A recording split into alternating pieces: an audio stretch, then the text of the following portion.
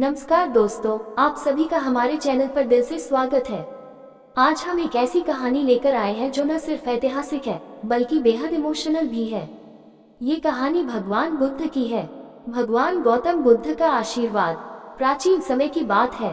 एक गांव में एक गरीब महिला रहती थी जिसका नाम काली था। काली के पास ना तो धन था और न ही कोई सहारा। वह अपने छोटे बेटे के साथ बड़ी मुश्किल से जीवन व्यतीत कर रही थी। एक दिन काली का बेटा गंभीर रूप से बीमार पड़ गया। उसने गांव के कई वैद्यों से मदद मांगी, लेकिन किसी की दवा असर नहीं कर रही थी। उसकी हालत दिन प्रतिदिन बिगड़ती जा रही थी। काली बहुत दुखी थी और उसने हर भगवान से प्रार्थना की, लेकिन कोई चमत्कार नहीं हुआ। एक दिन उसे पता चला कि भगवान गौतम बुद्ध पास के गांव में प्रवचन दे रहे हैं। वह अपने बेटे को लेकर तुरंत वहां पहुंची। बुद्ध के चरणों में गिरकर उसने रोते हुए कहा, हे प्रभु, कृपा कर मेरे बेटे को बचा लीजिए। मैं सब कुछ हो सकती हूँ, लेकिन इसे नहीं। गौतम बुद्ध ने काली को ध्यान से सुना और कहा, मैं तुम्हारी मदद करूंगा, लेकिन इसके लिए तुम्हें एक काम करना होगा। काली ने उत्सुकता से पूछा, क्या काम प्रभु? मैं सब कुछ करने को तैयार हूँ। बुद्ध ने कहा, तुम्हें इस गाँव में जाकर एक ऐसा घर ढूंढना होगा जहाँ कभी कोई दुख न हुआ हो। उस घर से मुझे एक मुट्ठी चावल लेकर आओ।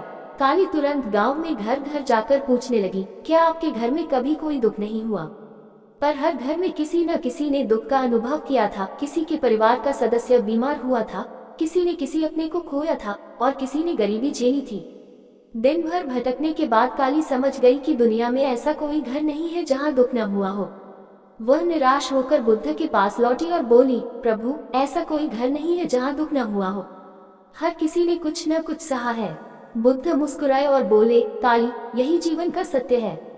दुख हर किसी के जीवन का हिस्सा है, लेकिन यदि हम धैर्य और समझ से काम लें तो हम दुखों को सह सकते हैं और उनसे सीख सकते हैं। अपने बेटे की चिंता छोड़ो और जीवन को स्वीकार करो। काली ने बुद्ध की बातों को समझा। उसने मन को शांत किया और अपने बेटे की सेवा में लग गई। धीरे धीरे उसके बेटे की हालत में सुधार होने लगा। प्रेरणा। ये कहानी हमें सिखाती है कि जीवन में दुख अवश्य आते हैं, लेकिन हमें उन्हें स्वीकार कर उनसे सीखने की आवश्यकता है। धैर्य, सेवा और समझ से हम अपने जीवन को सुखमय बना सकते हैं।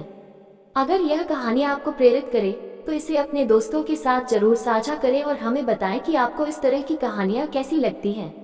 वीडियो अच्छा लगा हो तो लाइक, शेयर, सब्सक्राइब जरूर। धन्यवाद।